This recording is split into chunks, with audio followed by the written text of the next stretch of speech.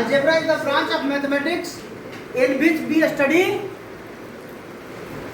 क्या क्या स्टडी करते हैं अलजेब्रा में, क्या पढ़ते हैं हम लोग, कौन बताएगा?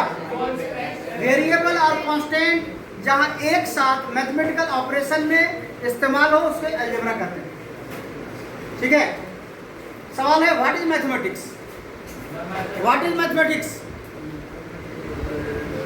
What is mathematics? Method of calculation is called mathematics. What is mathematics? Method of calculation is called mathematics. Method of calculation is called mathematics. Mathematics में हम लोग क्या करते हैं? कैलकुलेशन करते हैं। तो इस कैलकुलेशन के लिए बहुत सारे ब्रांचेज हैं मैथमेटिक्स में, उसमें से एक ब्रांच है आपका अलजेब्रा। क्या है? अलजेब्रा।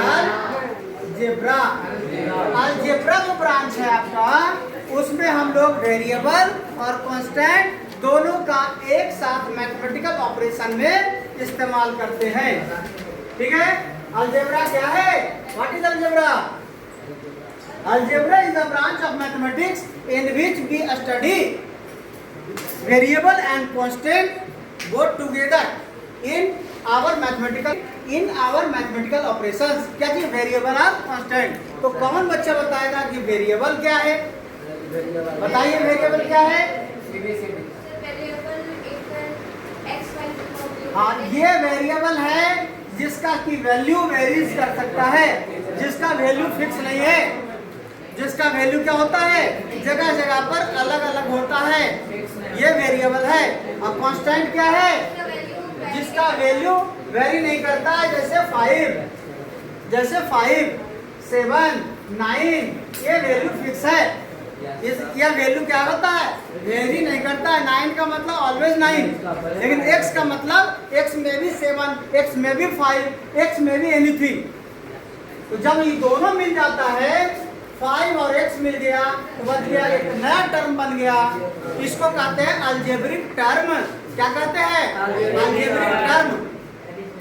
जब दोनों मिलकर के क्या बना है? 5x बन के क्या बना? अलजेब्रिक टर्म बना, जिसमें आगे का पार्ट को कोफिशिएंट बोलते हैं और पीछे आपका क्या है? वेरिएबल है। इस तरह से क्या है? ये आपका वेरिएबल और कांस्टेंट दोनों मिल गया, इसको क्या कहेंगे? टर्म कहेंगे। क्या कहेंगे? अलजेब्रिक टर्म कहेंगे। टर्म है ये। तो कोई दिक्कत समझने में? नहीं।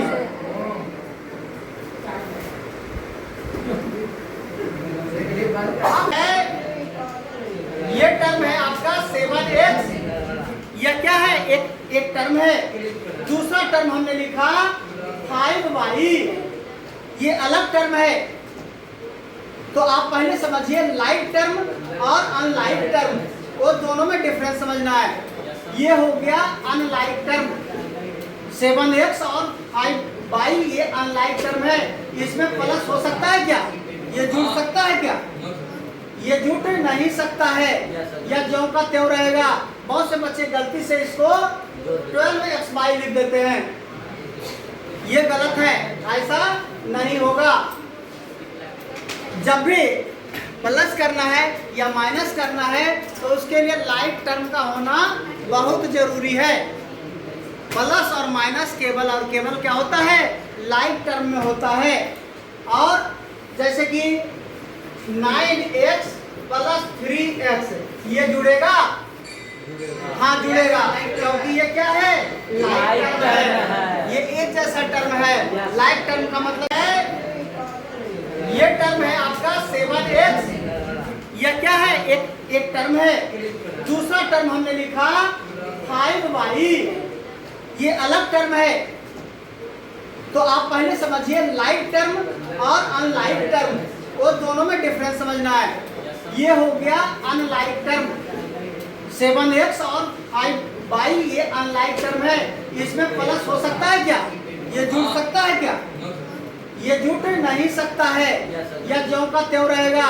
बहुत से बच्चे गलती से इसको 12xy लिख देते हैं, ये गलत है, ऐसा नहीं होगा।